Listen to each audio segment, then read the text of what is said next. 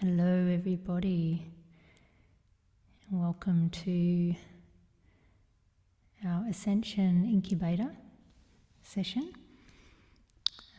Trying out a new software tonight, so hopefully everything will work. Alright, so let's get started. So if you do have any comments, feel free to stick them in the Facebook comment section and I'll be able to respond in there and say hello to you. Tonight's session is, I think it's one that that most of us have probably experienced at some stage. We probably go through that phase of existence where we begin the journey of questioning, what is this all for? What are we doing here? What does it all mean? And I do believe that's part of the evolutionary journey of self that we go on. We go from a point of internal awareness to, a period of external and then existential awareness of that which is outside of us. And then as you start to get bigger and bigger into the wider scope of the human experience, we tend to, it is the typical saying that sometimes, knowledge can be dangerous, and the more you know, the more you realize you don't know. And as you begin that wonderful journey into the journey of self and the journey of the wider universe and what it all means. So that's really what we're going to be exploring a little bit today. But before we begin, I would love to start us off with, as I do in these sessions, with a piece, a written piece around, funnily enough, meaning, which is going to be our topic for tonight. So this one is called The Meaning. And I thought it was quite relevant given, where we're at.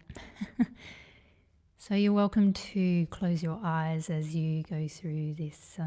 It's a little bit of a poem, a little bit of a writing, a bit of a prayer, whatever, meditation, whatever feels right for you. So let us begin, and we begin with taking in a deep breath. We just breathe out the day, the week, the month, the year.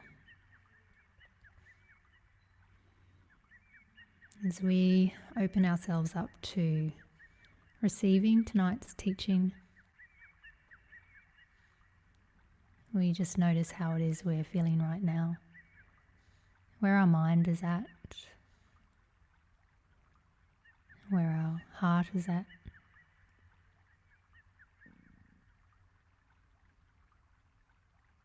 And we tune into how our body is feeling tonight and the messages that it brings to us.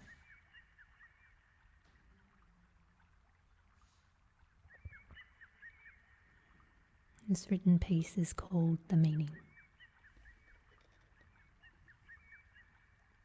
Into perceived purpose we are born. To dive headfirst into polarity, we discover the existence of our intellectual distractions, to steer us off from that which is. And yet we peer around the corner, seeking that which requires no seeking.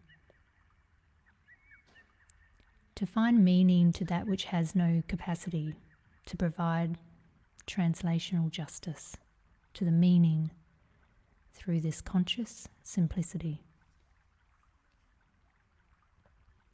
Our life and our perceived purpose cultivates in the preordained soil of chaos, predicated on the supposition that we steer the natural order. In the illusions of separateness, we are but the observatory receivers of consciousness experiencing through us, for us, to us, collectively, integrated into one prodigious symbiotic brilliance. And yet, we still search for meaning. To intellectualize our purpose for being here distracts us from us being here. Our meaning is developed as we develop. To discover who we are and why we are here is the interwoven alchemical mixture of self. And yet, we still search for meaning. Is our meaningful search the very thing that takes us through the vortex of experiencing of this very meaning that we seek? Could it be that not having the answer is the answer? Not having the defined meaning is the meaning. Once we surrender to the insatiable search, it is then that meaning presents itself, beyond anything our imagination could hold.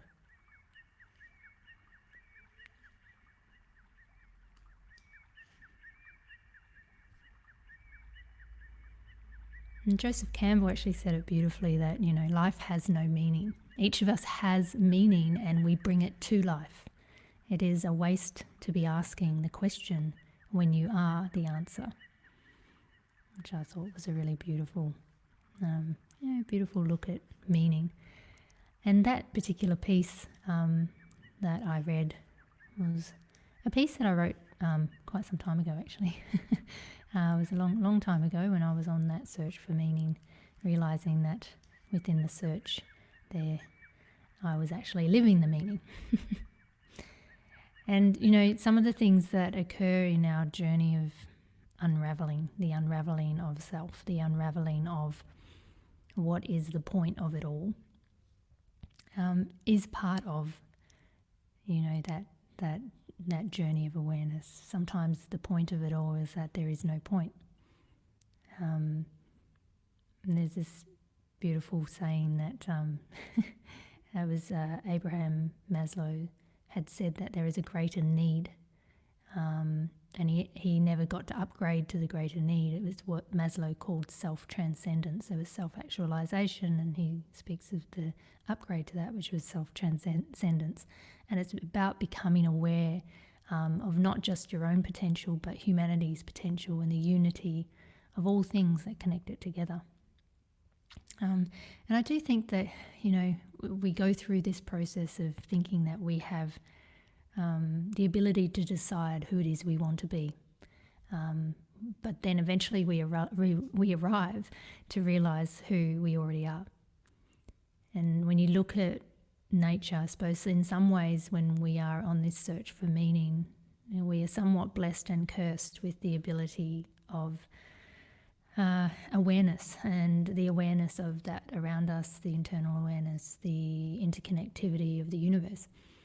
And when we go through this journey, I often try and bring it back to a simplified notion of, a bird, they know what their calling is, right? They don't question it. A fish doesn't drown in water.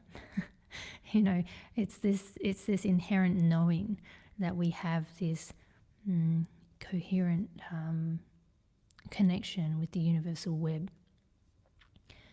And in some ways that's all great and well to say, but it's like, okay, I wake up one day and I'm feeling like, I'm getting up, go to work, I do this, I create this, but what's it all for? And then sometimes along the way when we question that, we have the whole point of questioning it is because it's a fair enough question. What is it all for? What do we create for? Why do I do this for?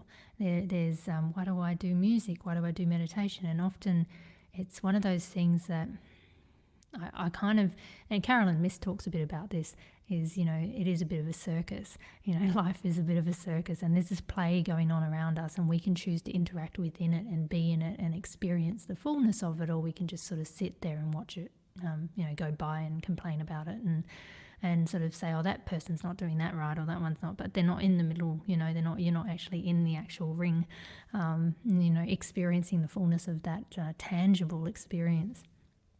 And so as we sort of, look at life and we start to realize that disconnected observatory self of watching life happen, or watching life, how the universe is basically existing through us and it is experiencing through us.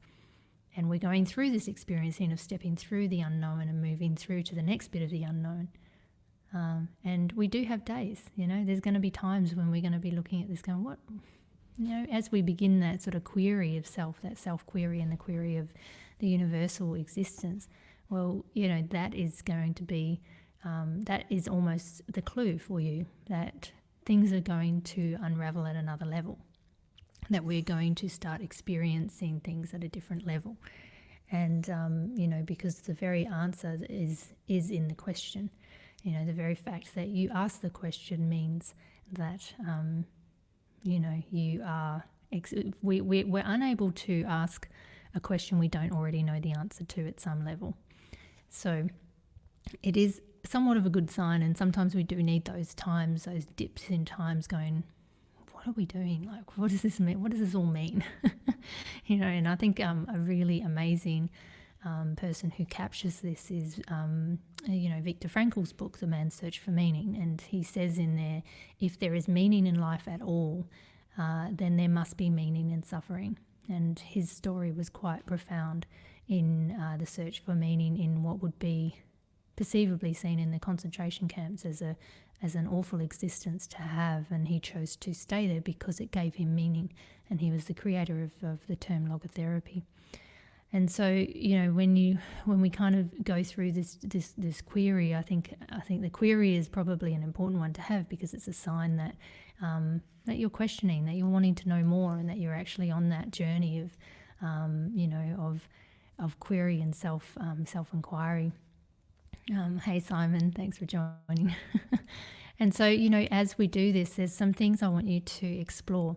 And there's a gentleman by the name of Steve Pavlina, who said that basically, we can find meaning within 20 minutes of answering, or within answering these series of questions. And so I invite you to sort of have a think about this as I ask these questions, in where you're currently at in life and what it all means. Because I think when we look at what's been happening in the incubation phase of life, is that we've gone into this isolation incubation phase, and we are being forced to go deeper. We've been sent to our universal rooms to go and think about who it is we are and why it is we are here. And the overall interconnectivity of it all. So these are some questions, and you're welcome, if you have a pen, you can write them down, or you can just have a think about this when these questions get asked. So the first one is, who are you? Your name. So that's a pretty easy one. Who are you? Your name. The next one is, what do you do? What do you love to do? What do you enjoy to do? If you have a lot, what do you feel? If there's a lot of things that you really like to do, then what do you feel you are supremely qualified to teach another person? Something that is, that that you have had those, what Malcolm Gladwell calls the 10,000 hours, the 10,000 hours of time, and it's a book called Outliers, really good book. So yeah, what is it that you love to do? And these are very simple questions, but it gets us thinking. What do you feel supremely qualified to teach other people? So then, who do you do it for? So who are the people that you do what you do for? And, do you do it for a certain target of people? Like, so who are the people that you do what it is you do for? And then, what do those people want or need from what you do for others? What do those people want or need from what you do for others? So you gift this onto people. This is what you do. And this is your offering. So the people who receive that, what do you think it is that they need or they want? And then how do they change or transform as a result of what it is you give them? So whatever your offering is that you provide, How do they change or transform if they are experiencing you and your offering?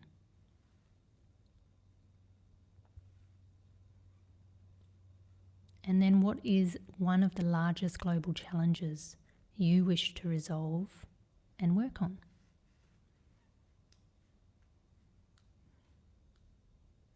And when we start to think about those questions and those answers, I think it starts to become clearer about that we have many callings in life. We have many different things that we evolve into, we grow into, and we realize that this might be my offering to the world. And it's like, okay, so then we offer that to the world. And then what is it that the person that is experiencing that, what is the transformation that occurs for them? And it's about, I suppose, unpacking and dissecting the offering that we give and how that impacts other people. And that in turn gives us a sense of meaning, right? And Albert Camus, said, "You will never be happy if you continue to search for what happiness consists of. You will never live if you are looking for the meaning of life." And that sort of reflects very, very much in what Joseph Campbell had said. So when we go on the seeking, we realize that we're on the path of seeking, and therefore we will never find because we are seeking. So it's once we step out of the seeking and move into the experiencing, is really when we actually see the impact of what we think or thought meaning was. And usually it's the complete opposite of everything we thought.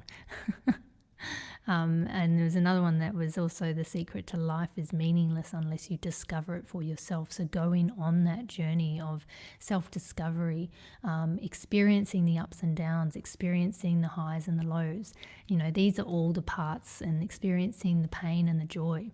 These are all the things that form the human experience that we have. Now, often we go through moments and we have those pockets, and some of us have them longer than others, where we kind of just think, well, I realize that I'm in this very real illusion, and it's and I kind of just am going through the motions. I don't really understand what it's for. But often what happens in that time, so my belief is that everyone goes through cycles, so much like we do in nature. And in those cycles, we go through a cycle of what I call like a power cycle. And we move through this power cycle where everything comes together and everything flows, and we're kind of like above ground, and we're flourishing, and we're out in the world, and everything is connecting, and we're getting these great opportunities, and all these things are happening for us, and it just seems to be going really well. And then all of a sudden, it kind of breaks apart, and then it kind of goes back down through the bottom part of the cycle, which is really the element of when we sit in that space of limbo, when we sit in that space of feeling a sense of nothingness. We feel like, what's it all for? Why am I here? What is this all? Why am I doing all this? And then we move through, and it's in that dip. That dip is the thing that actually helps propel us back up into the next level of evolution of what that offering, or that elixir, if you like, as if Joseph Campbell's Hero's Journey put it, what our self-elixir is as we move back through that journey. So when we're cycling and we're stepping into this space, if you like, of, what does it all mean? What is it all for? And that is actually that time in that cycle where we are in a space of rest. Our souls are probably needing a rest. We're probably in a space of collection. So what happens is everything needs recharging. So we step out into the world, we give our offering, we give our service, and then all of a sudden an existential crisis occurs, and we start to question why we're here, what this is all for, which begins to break down those pieces and starts to break out of the pre-existing shell, or the reality that we created. So that pre-existing shell suddenly breaks open, things start falling apart, life starts changing before you know it, and then all of a sudden, we're moving through into a void. We step into this limbo void. And in this limbo void is a beautiful space of nothingness. And it does give the soul or our human self a sense of feeling lost. We might feel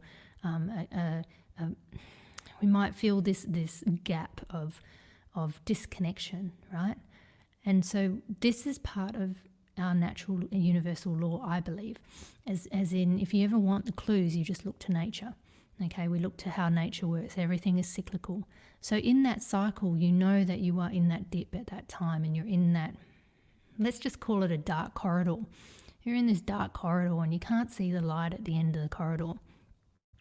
And there's no doors, it's just all black. And you're just kind of thinking, oh, I've just got to keep walking, one step in front of the other, one step in front of, and that is literally like the metaphorical representation of one day ahead of the next, one day ahead of the next. Let me just take this next step. And we all go through those times where it feels like I'm just putting one foot in front of the next, I don't know why, I don't know where I'm heading, I don't know where this hallway's taking me. It's dark, it's ominous, it doesn't feel great. I have moments of that feel good, and then it goes back, and then I'm back in this hallway again. It's like, how long does this bloody hallway go for? And so in that journey, we kind of like walking through this hallway, but what happens is we need the space. We need that time in order to recalibrate into what our next elixir of offering may be to the world. And that in itself, it might also is also part of that formulation of meaning for us. So when we walk through that corridor and we are in this space of feeling no time, no thing, we are in a sense of void or in a feeling of limbo. Well, this is the time where we can literally create anything, because we are not being defined by anything at that exact moment of time. Most of the times, the things that defined us no longer do. And then we're in this gap, and we've maybe lost friends, or we've not lost them, but we've kind of, we've outgrown them, or we've just moved on, we've just changed paths, and this happens. We kind of have this universal shedding of ourselves, and it's kind of like that snake skin of the shedding of self, and everything goes with it. Most of it, a majority of everything we once knew goes with it, and it sheds, and it starts to shed down, and it just kind of, we're kind of moving into this newness, and we don't even know where we are. We're still in this dark hallway, and we're kind of thinking, when is that light at the end of the tunnel going to come? And, this for me, I think it is, can be quite a frustrating time, especially for anyone really. It can be quite a frustrating time to be in this space of limbo, this query of what's this all for? What does this mean? What is the point of all this? And it's in that gap that we are formulating, we are living in the very meaning, the very point that we are searching for. We're living it right now, because we need to experience that polarity of emotions, those feelings, and these feelings and emotions that we're having whilst in this limbo is also teaching us what are those shadow elements of ourselves that we have. What are the parts it brings to the surface, the parts to us that maybe we need to look at, and we go, why am I feeling this? How do I now use this as training to shift my perspective? And it can be a really long hallway for some people, talking years and years before we finally reach a door that we get to open, and suddenly there's a crack of light, and it's like, oh, okay, now it all makes sense. And it is said that it always makes sense looking back. It doesn't make sense looking forward. And I think in that time of limbo is the time and space where we are truly tested on our faith, whether that is your faith in God, your faith in infinite source, in whatever it is that you choose to have faith, or just faith in the unknown. You don't have to have anything per se, but just that faith in the unknown, and trusting that the universal balance brings things back to order. You see, Mother Nature has been doing this without our help for many, many, many, many years. Well before we came along. There's been universal balance, and the universal law has brought things back into balance for us. And if we can look to that as our window of guidance, and realize that wherever we are in our journey of life, whatever part of the cycle in life you are at, we are in tune with the macro. We are in tune with the universal law of that cyclical nature. So whilst it might sometimes feel like you are stuck maybe in that limbo-ness, in that sense of of vastness that sometimes just doesn't make sense, and you wake up thinking, well, why am I doing all this? And that in itself is for you a clue to know that you're in that part of the cycle. And when you have the knowing that part of the cycle is only part of it, it's not all of it, and everything has a beginning, a middle, and an end, so it's going to pass. But the trick is when it's going to pass is this time in your life that you'll never have again.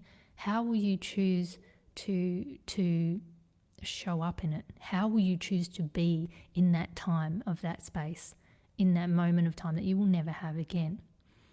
And we make our mistakes, we stumble, we fall, but it's how quickly can we get ourselves back up using the tools that we have at our disposal of how we actually can bring ourselves back into a cycle and realize that we are part of a universal cycle that is happening around us. And all of us are at different cycles at different times, you see. So sometimes you might be looking at another person on social media and going, wow, they're really kicking goals, they're amazing, what are they doing?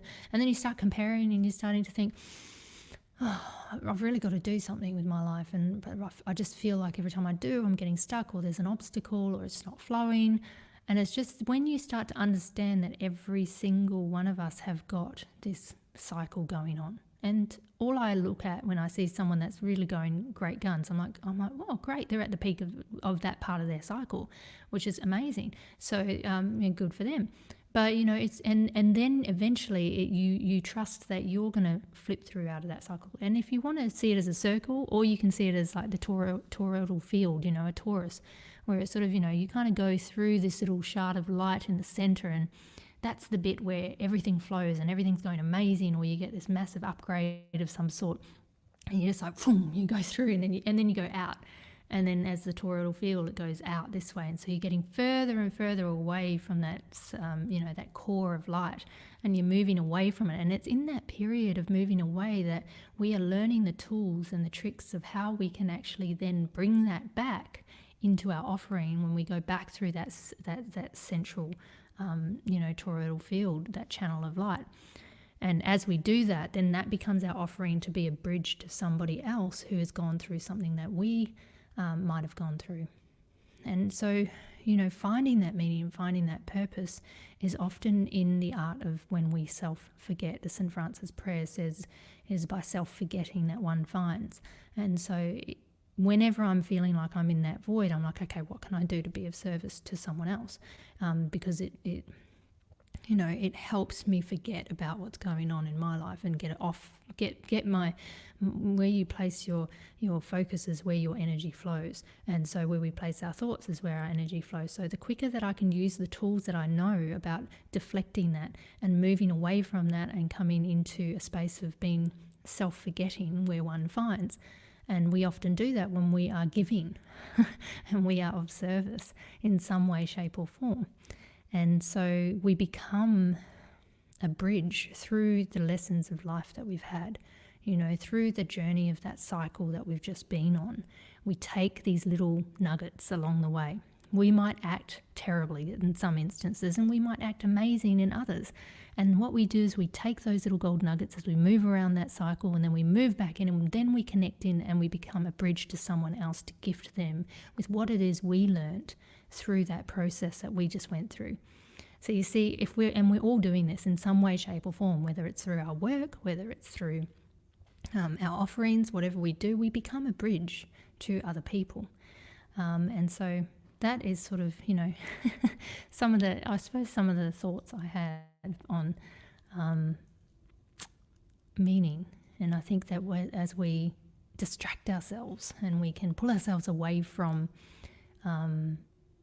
trying to find it or trying to seek it or querying it, is when we are in that space of query, we're here in the head. We are no longer in the heart, because you can't be in both places at the same time. You see, and so when we do this, we step out of the heart and we go into the logic, and we're querying and asking why. And look, there's nothing wrong with that. Nothing at all wrong with that. It's just how do we start to navigate ourselves back out, and we start to watch ourselves. Where are we at right now in that cycle? Okay, and when you begin to understand the bigger picture, it kind of makes it a little bit easier, and we don't get so stuck in the day-to-day in our little reality bubble that we've created. Because once if we get so focused on that, a friend of mine said to me once, which is a beautiful saying, is that someone somewhere right now at this very moment in time would want your life, no matter how bad it was or how bad the situation perceivably is. There'll be someone out there in the world that would trade your life right now. And that helps put things, I think, into perspective as to how it is we choose to perceive this experience, this human experience that we have, and we often do get pushed a lot to our edge in our experience. And I like the saying that God or universal spirit wouldn't give you anything that you can't handle. So we get pushed right to the edge, but we get given what we can handle, what our container can hold, and if we look at it that way and you go, wow, okay, geez, I can hold a lot, and so it kind of gives us that it gives us that a bit of a boost perhaps of what we are capable of that we're not necessarily aware of, because we might be too caught up in what's happening in that exact moment in time.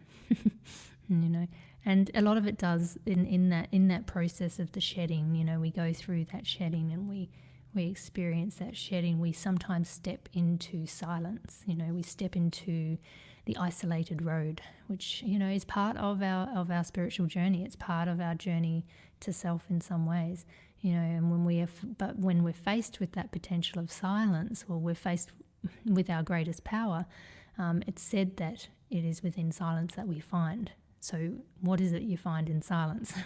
Well, all the things that were typically suppressed in our busy life, the things that we didn't make time to look at and we didn't take time to process. All of these things will now take a center stage in the silent space that we've created. So what do you hear in the silence? And so begins the journey of the thought forms that move in and out and through us. The ones that define our identity, but only now at this point what's happening is we start the unraveling of this. And no one typically said it was an easy journey to have when you start going down that road, but in fact it's probably why a lot of people can't do it. And it's in these moments when we're in those silent moments that we may lean on something greater than us to support us through that time. Void of religious beliefs or doctrines. There's a beautiful prayer that whatever feels right for you, that we can finish today's session on, and then I will seal it with a song. So if we close our eyes, and it's just a small prayer. In these moments of my quietness, I pray for your support and guidance. May my thoughts transform into your hands of light. May they move through me and upon you. Take these from me and the burdens that I carry, so that I might hear my truth, where I may find the emptiness of self, to arrive into the fullness of my inner being. Please bless me with your light and love and peace, and surround me and keep me safe as I walk forever in your name. Amen.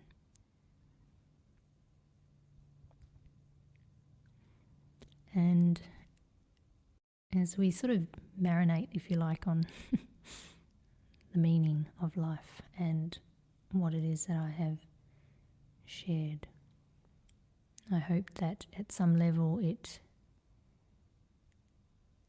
releases a bit of a pressure valve for those that are in limbo, those that are querying what the point of this human existence is, not in a suicidal way, but in a more of an existential query, the wider universal why. And I hope that some of what I've said, or even anything of what I've said, has acted as some sort of bridge for you, that you will then create a bridge for someone else. As we all support literally each other. We literally support each other all the time, whether it's catching up for a cuppa, having a chat with a friend. and using some of the words from our own experiences as they form that universal bridge to the next person. And we are always here and always one, supporting each other. So the song that I thought would be nice to finish on, a meditation song in 432 Hertz, is one I wrote some time ago, and I thought it was probably relevant for today. I do refer to the she. Thank you. Thanks, Karen. I appreciate that. And so, I think that in this particular song that it's called Delicate Warrior. And I wrote it for all the energies of the feminine. And this means not just in women, this also means in men. And so, the feminine in all of us. This piece was particularly written for that, and for that journey. So I hope that you enjoy the next 7 minutes of meditative music. For those of you who may not know about the work that I do, is in meditative music. So it is about listening to a specific frequency of sound, was the oscillation of the wave, and I use a 432. We do our best, or I do my best, to try and translate this with the best kind of setup that I can, so the sound is quality. So I'm hoping that this will be quality, but you never can beat the real thing. So but this is really the work that I do and the offering, if you like. This is my bridge, and it was a bridge that I had no idea that I would walk over and I would be a part of. And those are often the things that we think of the least, that we would probably never really think we'd do, are the things that we eventually arrive at doing. And so for me, that was working with kids at the Emotional Literacy and Mindfulness Academy for Kids, which was what I created a few years ago, and music. So doing the meditative music as an offering. And so before we commence into this beautiful offering, I just wanted to share with you 2 gorgeous events and offerings that I have coming up in the next, I think it's next week actually. So I'll just show you this screen before I take us into sound. So this is an event that I am doing, and it is called the Global Light Code and Frequency Healing Event. What is that, you might wonder? This is with the lovely Odette, who is an incredible healer, and she'll be taking the first half of this journey, and it's all about elevating your immune system, downloading some new light codes and frequencies for a reset for 2020. And it's also preparing us for as we emerge back out of this cocoon that we've found ourselves in over the last few months, and to really transform our energy space into elevate it into the transition into the golden age of the age of Aquarius, which we're in right now. And so she will be taking us through this beautiful journey, and I will be sealing it in with a 45-minute sound session. So this will be a gorgeous offering, and it's going to be on Saturday the 16th of May. It's online, so we're doing it globally around the world, so we're offering it to everyone, and it's on Saturday the 16th at 2 p.m. So if you are around, this is the lovely Odette and myself, and what we're doing. So for 45 minutes to an hour, she'll be doing her work, her healing work, and I'll be doing 45 minutes of a sound journey for everyone. So that's one thing that is on the go at the moment, which is very exciting. And then the next little bit of what I'm doing as well is, which I think I've included in the text above, is about my what I needed to do was actually find a way to I suppose turn what it was I'm doing in live workshops to an online version. And this was really what was birthed as a creation of that. And this is a beautiful 60-minute sound journey for you to have at home. It's all of my songs and tracks and all in 432. It's a really beautiful, seamless 60-minute journey. It comes with a close to 30-page workbook, I think it is, that takes you through a soul journey, and it aligns with the songs that you'll be experiencing. So this was really an offering for me. I wanted to do this to offer to everyone, who really loved my experiencing my sound, so they could do it at home. So this is basically an online version whilst we are in that incubation phase. And it is it's $22 for that. So I made it really cost effective for people to be able to enjoy that music and that sound. So yeah, that's what's happening in the world of all the things that I'm doing at the moment. Those two things. So hopefully I'll see some of you there.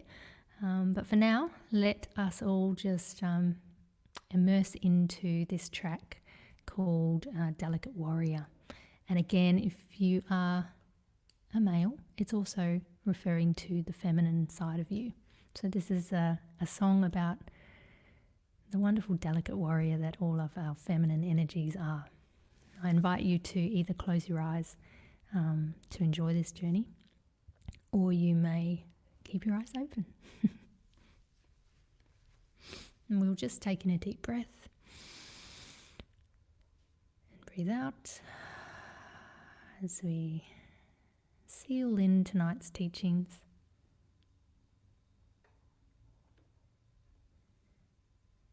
And then we begin.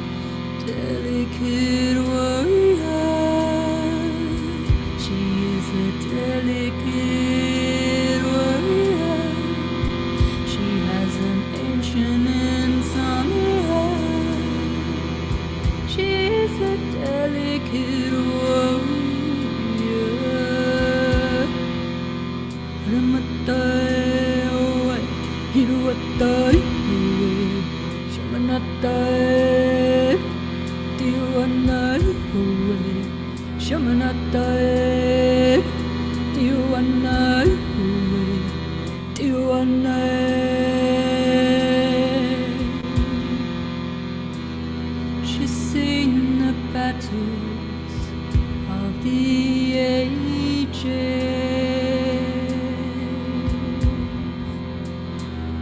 She's walked 1,000 footsteps with hearts in cages. She wears her wisdom with a broken smile. Don't be mistaken her for fragile.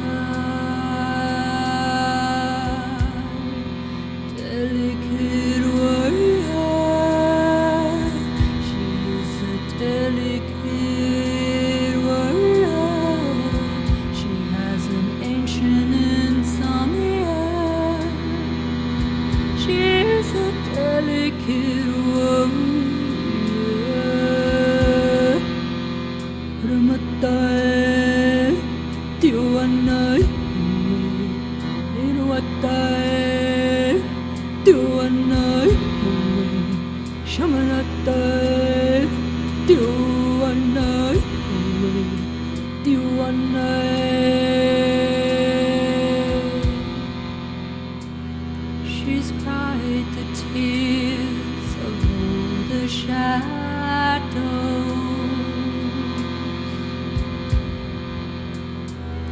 and holds the wounds for those even more than she knows. She strikes a sword of love through generations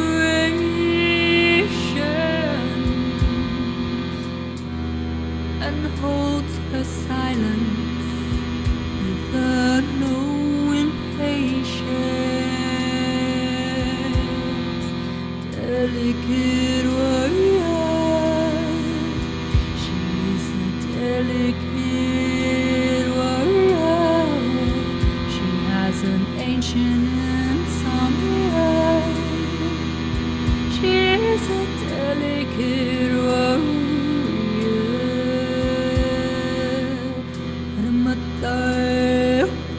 You and I, you and I, you and I, human die, you and I, you and I.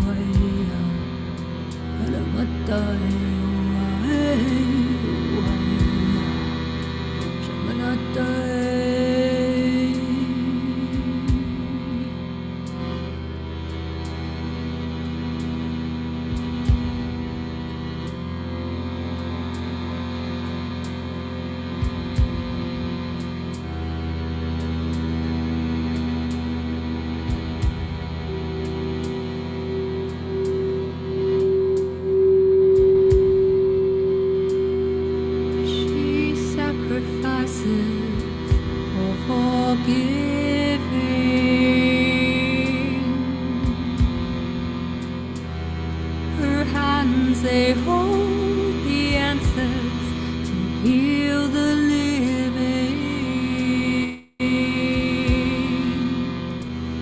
Her eyes have seen this story 1,000 times.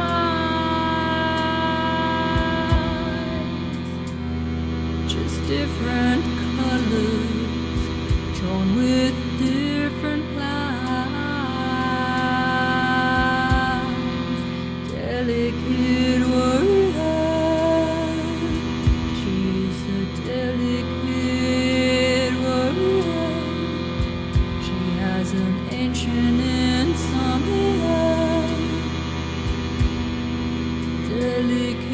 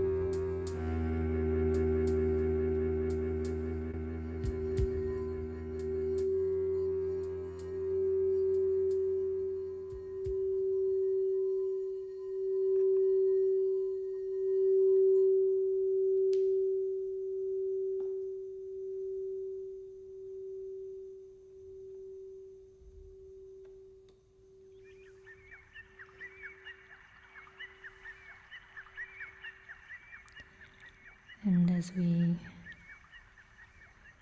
allow ourselves to just sit within that beautiful space,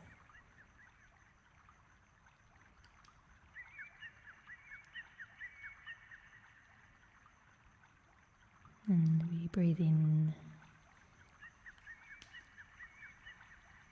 all of that wonderful sound medicine that hopefully came through okay. As we take these things that we have infused in tonight's teaching,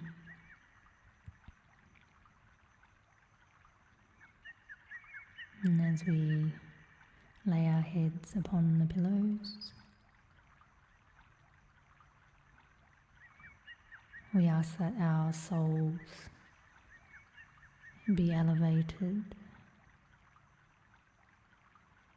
into the collective web that is us. And that our vehicles that we reside in are healed as we sleep tonight.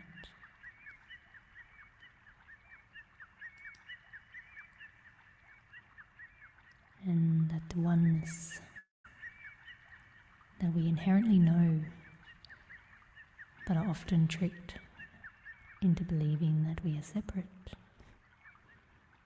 that we feel this oneness and bring it back as we integrate into our human body to start the newness of a brand new day. We get given another chance at life. Each day that we wake up, we get given another chance to give it a go. As we breathe in this oneness that we all have and that we all connect with,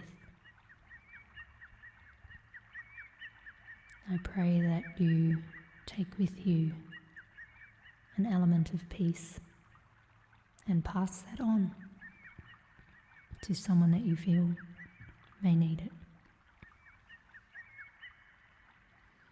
For if each of us do this, we ultimately all end up receiving.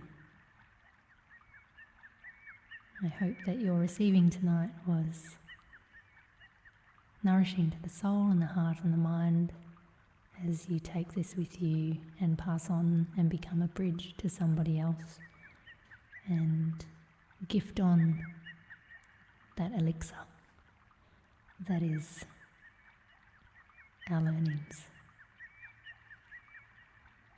Many blessings to all of you. Thank you so much for the beautiful comments. Wonderful to see you all here. And I look forward to seeing you again next week. Same time, same place at 7:30 Perth, Western Australian time, Western Standard Time. Have a beautiful rest of your evening or morning, wherever you're listening from. And I pray that you have another shot at life tomorrow morning, and that you get to wake up with a perception of the true gift that it really is. As challenging as it can be, remember that someone somewhere in the world would want your life. They would trade your life right now. Many blessings to you all, much love. I will see you all next week.